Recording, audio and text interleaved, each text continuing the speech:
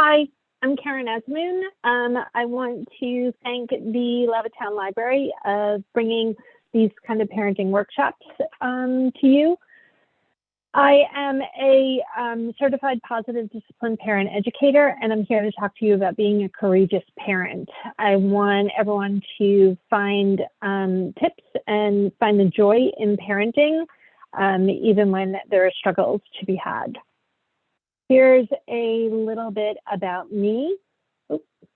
I have two teenagers. They still talk to me, so I feel like I'm doing something right. I have a 16-year-old daughter and an 18-year-old son who's now in college.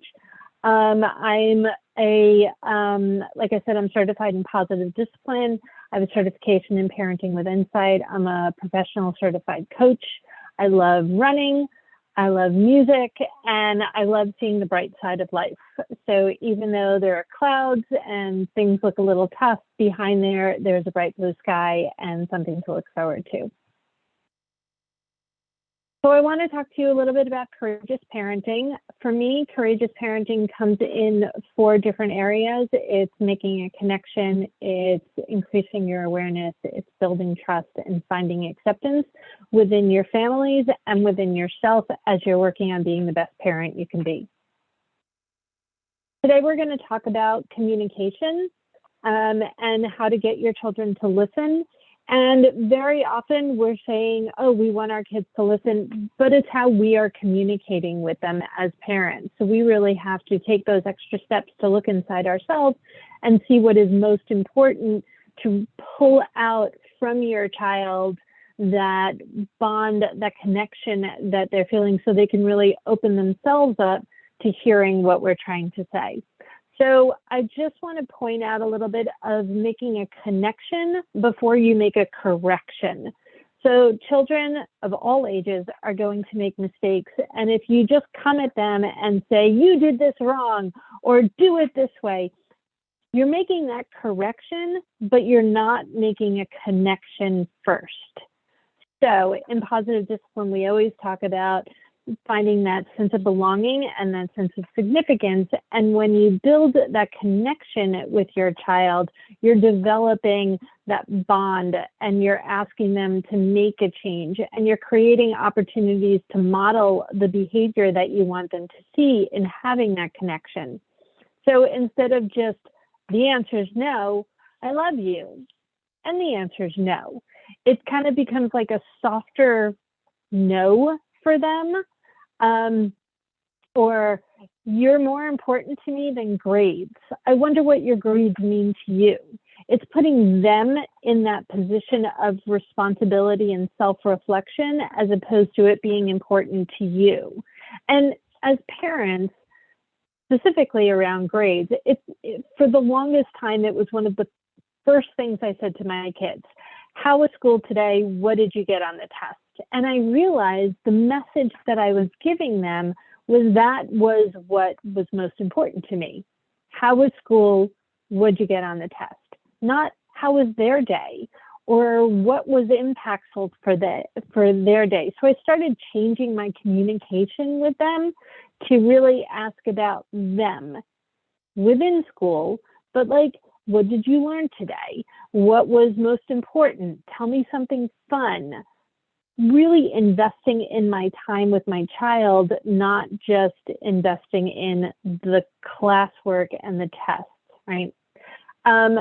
So another example here is I love you and have faith that we can find a respectful solution. When there's a conflict, instead of just saying you have to do it my way, building that relationship, building that connection, that bond with your child of working on things together to find a solution.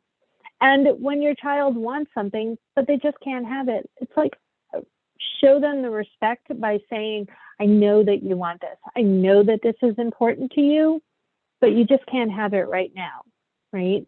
Clean up your room, and I'll be more than happy to take you to the mall, right? Set that goal, those priorities for them, sharing with them that they are important, that your child is important to you, and things need to get done.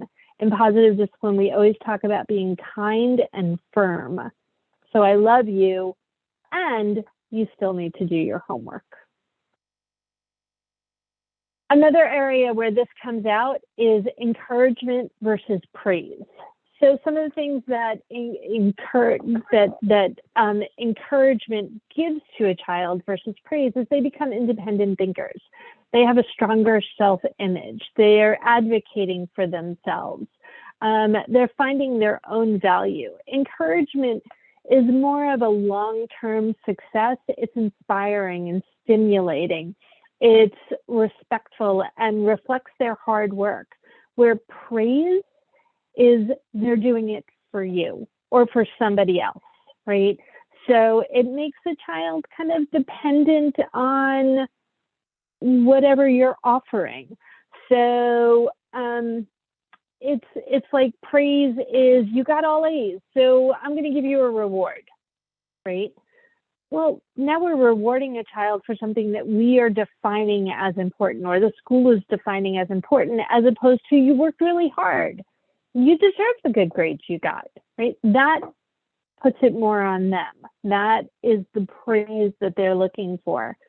I like what you did, right? That's going, I like what you did, right? That's not saying what they did was good. It's, I like it. So what if I didn't like it? That's very discouraging for them. So instead of saying, I like what you did, you can say, you figured it out all by yourself, right? Wow, that's impressive, okay? Or things like, you're such a good girl. That's a little manipulative, a little patronizing, because again, it's somebody's opinion, as opposed to, I love you no matter what, right? So changing the way you're communicating continues to build that bond and that relationship, so your children are more open to hearing you, as opposed to feeling discouraged or feeling responsible or manipulated by the words. Now, this isn't to say that you can't praise your children. You can, absolutely. But just give it its place and give encouragement its place. And encouragement, like I said, is more long-term and will offer them an opportunity to feel their own value and their own self-advocating. You also have to be aware of discouraging or unhealthy comments that you may make. Like, as a parent, we want to protect our children. Sometimes we want things to move faster than they are. So if they're like, cleaning their room or doing their laundry or tying their shoes, it's like, it's okay, I'll just do it. I'll do it this time, right? That has a discouraging tone to it, because you're not giving them the opportunity to do it for themselves, right? Or, I'm so tired of nagging you about this. Again, there's a level of discouragement saying, I always have to bother you about this, right?